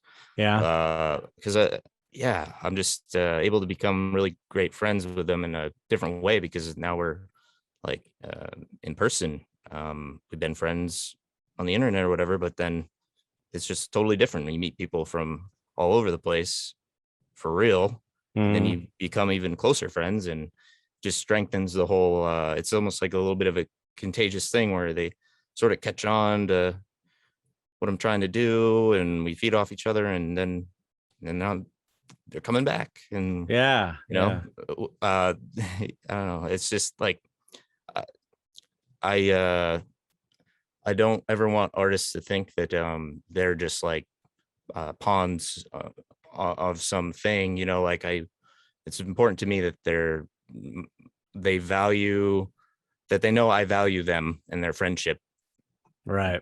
beyond what money they can produce, because I'm ultimately not trying to produce money for me, but I'm trying to produce money for them so that they Right. know their work is appreciated and that it's valuable. So, Yeah. eh, you know, uh, eh, that's I can't see it in a way that has money being the priority for me. And I feel like if you don't think about the money and you just do what you got to do to make it be the best possible show ever, that the money will naturally eventually show its face. Right. Right. Yeah. you know, Yeah. Just like um, in the same way that you did the first show, you were just trying to make a badass show. You were yeah. thinking, I hope I sell money so these artists can get money. But, you Hmm. weren't thinking like, how much money can I make? Because you were Hmm. doing it because you loved it. And then you end up selling half the show. I mean, that's Yeah. like kind of an example of how it can work. Yeah. Yeah, for sure. It's just, I'm really, I can't even believe that, I found myself in this situation right now, being on this podcast and being connected with all these artists and becoming friends with so many people that I've looked up to that are painters forever. And I don't know, man. It's just like you never realize what's happening when you're Yeah. not focused on making a certain thing happen. You're just doing it Right. in the moment and things. And then it's like, holy shit, I got like a bunch of people coming now. And, I know you're I'm gonna have trying to to do my start like a compound. dude. You're I gonna know. have It's like, there's going to be a bunch of to Europeans living in trailers in my fucking backyard soon. or strike up some like find like a local bed and breakfast or like a small Hey, hotel, then make some kind of deal with them maybe. I Yeah. actually, yeah, I recommended there's this really nice bed and breakfast in town in this huge old Victorian mansion, like Oh, really? 30-second walk from the gallery. Yeah. So I did recommend that place to a few of the artists that are coming in. And I think a few of them actually did book there. And my thought was, man, I should have thought of that earlier. So I could have made some type of deal. So next year I Yeah. was thinking, so we're on the same sort of, I totally am picking that up. And Yeah, this like place is sick. Yeah. yeah, and it'd be good just to have a relationship with a business near you Hmm. too. If this thing keeps Yeah. going, And who they've been knows what it could turn actually, up to. for sure. And they've been doing what do they call it? Fridays at the inn or something, or like I can't remember, but they've been doing these little art installations once a month Oh with like wow. wine and cheese tasting at this place. They weren't doing that before. I don't know if I had an influence on it or not, Yeah. but it Yeah, that's doesn't matter cool. because it's not dark art, but it's art. Yeah. It doesn't have to be dark Yeah, art. it It's doesn't have to just always like, be dark art. We're no, just doing dark art because that's we just what I love it, like. Yeah. and we're trying to and it is marginalized. So we're just, just like we're speaking up for our thing, but we love all art. Yeah. So maybe their art installation on October, if I can get connected with them, can always be a dark art one, and it can be somehow connected Right. to ours because it's just fitting for, And you can promote each other, yeah. And you know. nobody looks at it strangely when it's October. It's Right. like, oh yeah, it's weird art. It's like Halloween, Yeah. except every show where I'm at is like that, Yeah. whatever month it is. But it's easier to collaborate with the other businesses and things around this time, for that reason. Yeah. So I totally am all about um, community and trying to bring the town together. I try to bring the town out to this event. I'm always Yeah. posting in the town Facebook page.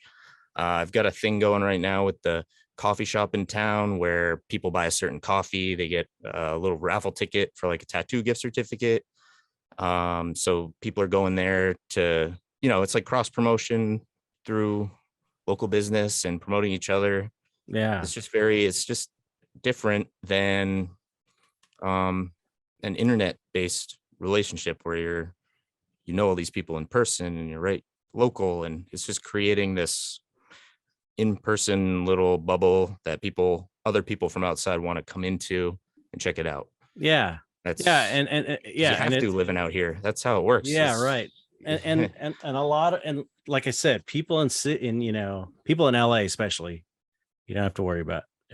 We're all taken care of out here. We've got plenty of dark art representation in shows, but most people don't live in LA or in the big city. Most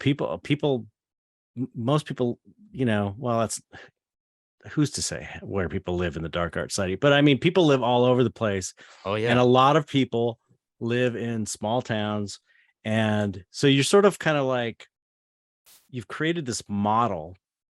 And this, I guess, the model you created is from like a person that's got a tattoo shop, but you've got this model of how to do this in your town, or you're creating this model, a way that people can say, look to how you did put this event on and how popular it was. So other people in maybe similar situations in small towns could maybe put their own shows on. It doesn't have to be a tattoo Hmm. shop. It could be anything or any place that someone has access to or whatever. Yeah. um so It, so so ultimately, to me, it would be amazing to see these all over the country, in different places. I think these types of shows, for sure. for you to Yeah. inspire, Yeah. Just that.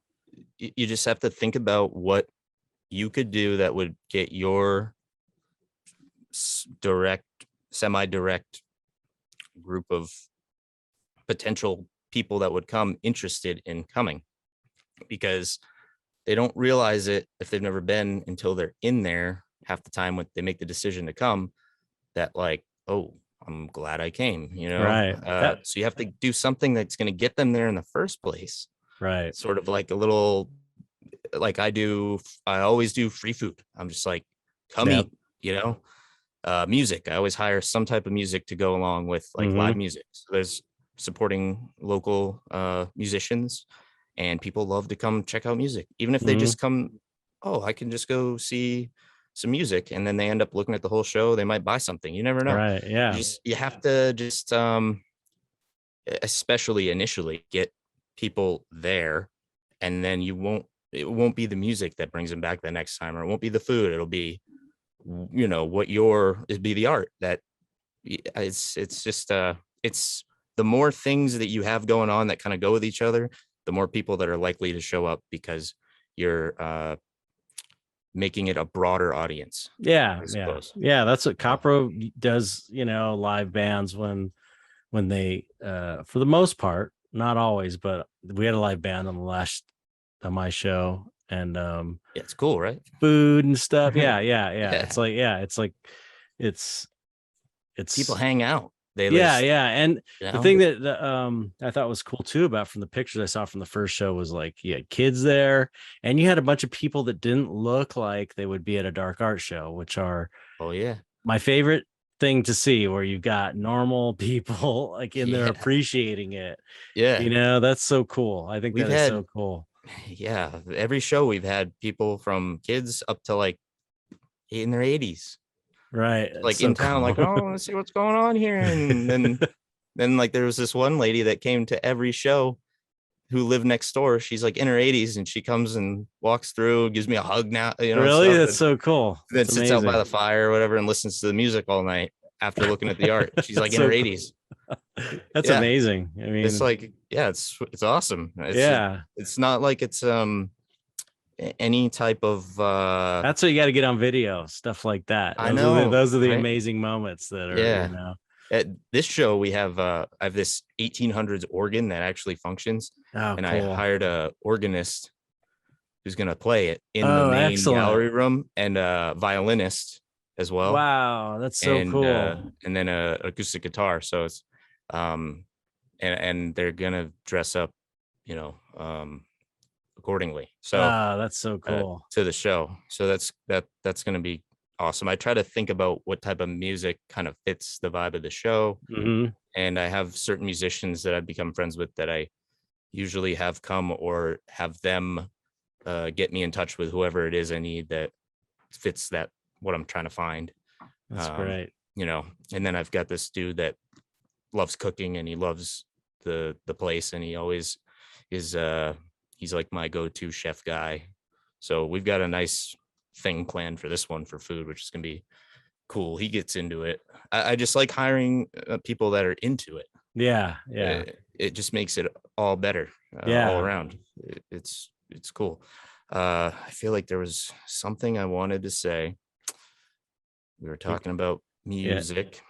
Music, Yeah, community, yeah, bringing yeah. Kids It's coming, yeah. normal Hey, people. it's just like you don't have to be a dark art weirdo or whatever you want to call it, us, but to come and enjoy it every time, and the uh, yeah, it just should be something that everybody can come to. Yeah, I I think mean it's cool. that's a good lesson. That's something that I got from. I mean, I've always felt this way, also, but it was it was nice to see it when I got involved in the tattoo community. Was that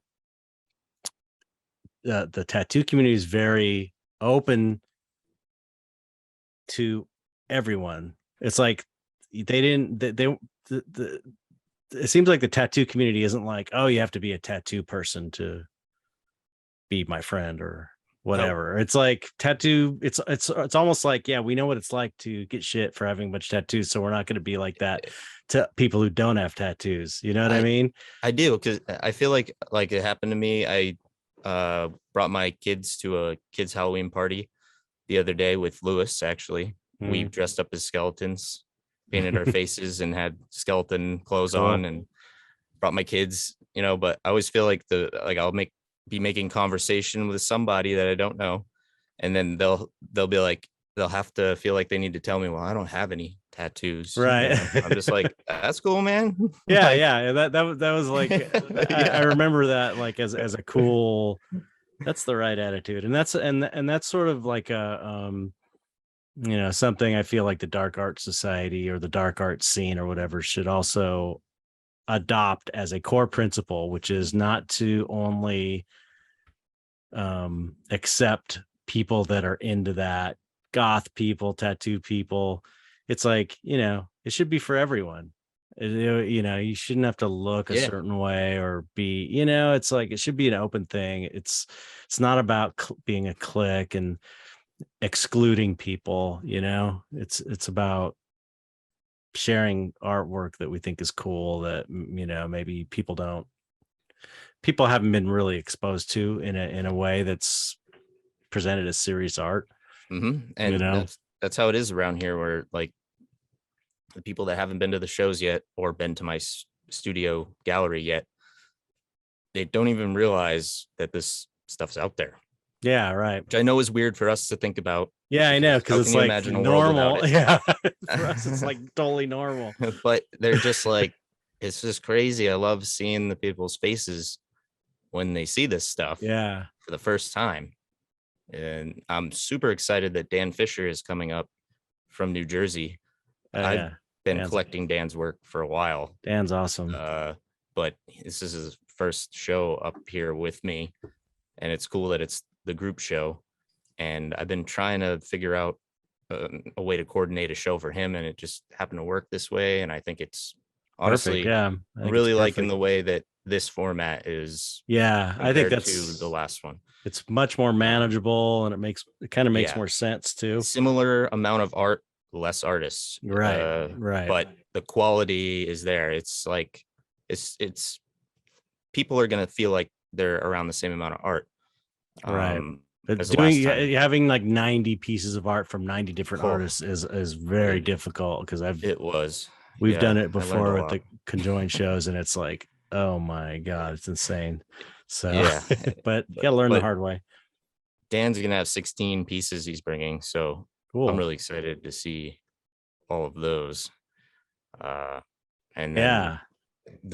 you gotta maybe share the, I'm sure you've already shared the flyer, but there is 29 artists on the flyer, and there's a That's a couple more lot. that That's still a lot. That's great. are in there that didn't make the they messaged me last minute sort of, and I was like, yeah, Yeah, put you in right. there, but they're not on the flyer. But there's 30 plus artists, Yeah, that's a lot. That's a and there lot. should be around 70, give or take, probably more Yeah, that's a pieces lot total, of artwork. and 12 of the artists are going to be here in person. See, you don't need my uh, artwork. You don't need me. Dude, You got I plenty had of somebody art. comment today on the post, is Chet going to be at this show, question mark? One of And I these said days. no, but he's Well, going to have work in it. yes, I'll So, figure. It's like I said, as soon yeah, I that's my job for the day, is finish doing my taxes and figure out what the hell I'm gonna send you. But I'll send something. I'll send yeah. something. I'll for sure. I wanted to say thanks to Martin too, because he's really Martin Darkside. He's co-curating this with me. Really, I didn't put who it was curated by on there because we're also both I have one piece in the show. Mm. Martin has 8. But I don't know, it felt weird, like curated by and then also in. I don't know, but he's helped me a lot. I don't know if people realize it, but he did a lot of the communications with the artists this time, and Cool. we made the flyer together as a collaborative, back and forth with different ideas. And then when we came to like a final idea, I sort of tried to make it match last year's in a way, Mm-hmm. but be different. And we came up with the red lettering, sort of focusing on that versus the blue last time, because they're both part of the logo. But Mm. anyways, it's been a lot of collaborative work with him as well. And he's been putting a lot in behind the scenes that the show wouldn't be happening the way it is if it wasn't for his help this time. And I'm realizing that as I'm doing more shows, that when I have help that's also interested in the show and invested in things, it really does help and make everything Yeah. better. And you can't do everything by yourself, no matter how much you want or wish you can. It's so hard. So I'm super Right. stoked that I'm going to have a bunch of artists here to help me put this whole thing really together for the presentation Yeah. before this time. And I think it's just going to make it like, that's what's going to make it great, is that it's not just me. It's Right. like Yeah. everyone else Collaborative. is Yeah. contributing in a lot of ways. And that's something I would encourage for next year, is for the artists to try and make it and come help put it all together, because it's a bonding thing for the people in the Dark Arts Society, because Yeah. most of these people, if not all of them, have never actually met each other. They're all Right. coming. I mean, Martin and Lewis live closer over in Europe. They could meet each other probably easier than coming Right. here to meet each other, but they're going to meet each other for the first time over Yeah. here. Yeah. Same with Uh, Martin and Michael Meach too. yeah, Live really close to right. each other, I think. Yeah, and that was cool because Michael Meach just like not super last minute, but he's like, I'm thinking about coming, should I? Basically, I'm like, yeah, you Yeah, should. definitely. I, I'll put you up somewhere. That's And so that's the other cool. thing. Always, if people are traveling, I have like an apartment upstairs at the place. I've got a bunch of rooms. Like I'm always, if people need a place to stay, I want to give them, so it's easier for them to come and just be here. So Like amazing. just Yeah, figure it out. that's what I mean though. That's really amazing you're doing this. I've Um got Lewis staying upstairs in my house right now. He's playing with my kids earlier so I could get some stuff done. I was, it's good. It brings, it's like it's just you're connecting with people on a human level too, not right. not just like a business thing. It's not like that. Right. Right. It's just cool. Well, Um, did you even mention the name of the show? it's Rise of the Dark Art Society, Okay. I'll say it in the and intro too. Yeah, Rise of the Dark Art Society.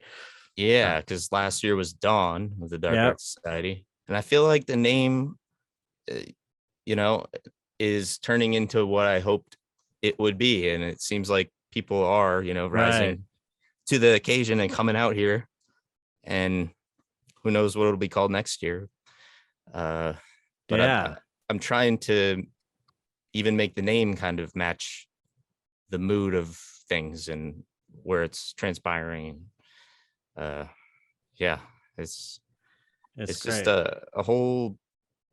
There's a lot of thought that goes into it, and you know, I it's know. important. I know. I And mean, I know. I just, that's what I want everyone to know. It's like I talked to you about it. I know what's going on, and I know that your heart's in it. yeah, And you're really just trying to put on an amazing show and support these artists and support the movement. So it's just yeah, it's such a great just a great thing you're doing. Like a I great thing you're doing. I feel lucky to have the opportunity to have all these artists come to my town and send their work into my show. For me, it's a big deal to be able Mm, to be doing this. Um, you know, eh, I don't know if artists feel like it's a big deal for them to be in the show or anything, but it's I think a they big. do. I Well, the feeling is mutual, because without the artists, then it'd just be me having a party by myself. I don't know. The town having some hot dogs. It's important that it's just great. I'm so overwhelmingly happy that this is happening again, and like even better in different ways. Last year's show was awesome, but it was also very short notice planned, and right. it, a lot of things we just kind of had to roll with it, which was cool. But this time I've been able to Yeah. cultivate a little more Yeah, you learn from every show try to be and a little more precise with some stuff. yeah, yeah, more organized and yeah, you learn with every show and then you apply that to the next one. Um Yeah, so what give people the details when it's opening it's opening on this Saturday, the 22nd of 22nd. October. Rise of the Dark Art I Society. might, you know what, I might post this one publicly Tuesday too, just to get it instead of waiting. Oh, Normally I post yeah, it Tuesday for Patreon people and Wednesday for general public, just to get it out, give an extra day of promotion. Anyway, sorry. cool. It says it's opening this Saturday. What's the date this Yep, Saturday? the 22nd, 22nd. from 5 to 10 p.m. Uh, that's the hours, but there's going to be a lot of artists together, so I'm sure we'll probably be up to wee hours over there still. Yeah, that's what Copper does. Copper does Together. that every year. They say 5 to 10, and then it usually Yeah, goes to like 11 or 12 or it's like something. an unannounced after party always happens. Yeah. And there's people that come to all the shows that are there the whole time, and then they're there for a while after, and who knows, you never Yeah. know. But 10 is like the appropriate time for the Yeah. town to know I'm The ending it. official cutoff. Yeah, and it's just And they skull. Where can they get the info? oh yeah, hey, it's going to be at Skull and Snake Tattoo Studio Art Gallery at 50 Elm Street in North Berwick, Maine, which really somehow just ended up on with Elm Street, and everyone always Yeah, just makes that connection that's no perfect. matter what, even though it has nothing, like Freddy Krueger has nothing to do with um the dark art society or anything, but the fact that it's like always dark, weird stuff, and it's Elm Street, and Yeah, it's it's like that's so perfect. cool. But I grew up on Elm Street. Oh, no Um, way. yeah. So What's the uh what's the website? it's on the Facebook. So there's an event page on www.facebook.com/skull and snake tattoo. And that's the only event page that I have going. That's the other thing we got Uh, to do is dude, get a designated website for I it, even if it's know. just a single page, because Yeah. more and more people aren't on Facebook. There's Yeah. like, you know, People are diving off I of it know probably. people that I know some art collectors that just don't even have a Facebook page, and you got to invite them to stuff, and it's like, oh, I'm not on Facebook, Yeah. Yeah. but And that's for next year. Martin is doing next year there'll be a website. Martin's doing a Halloween still life painting workshop on Sunday, Oh, cool. the day after.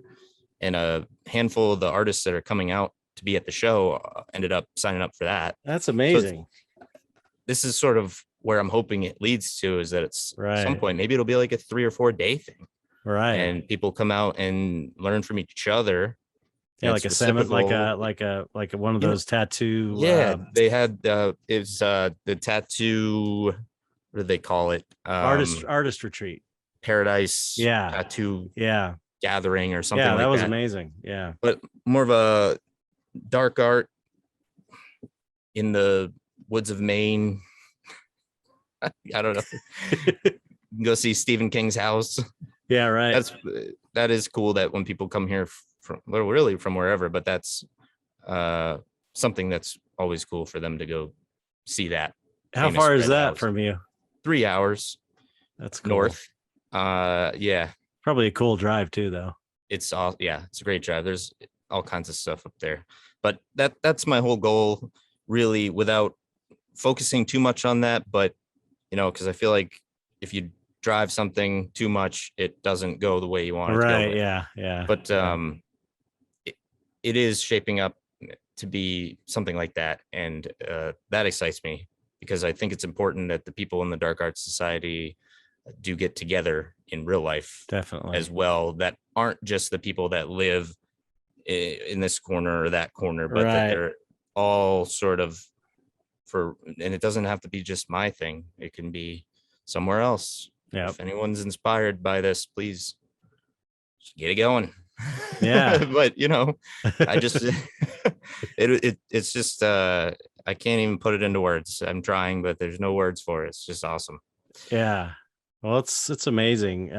So yeah, share the everyone listening, share the info around, get the word out. If you're anywhere near the area, even if not near the area, go check it out. Yeah. Yeah. I guess I could well, can I give my own info out too? Yeah, yeah, for I, sure. I didn't want to come on here and like talk about myself that much as an artist anyways this time, but I at least want to give you my info. Yeah, of um course. Manhands Dan Kelley. Everyone just type that in Facebook, Instagram, whatever. You'll find me. But Yes.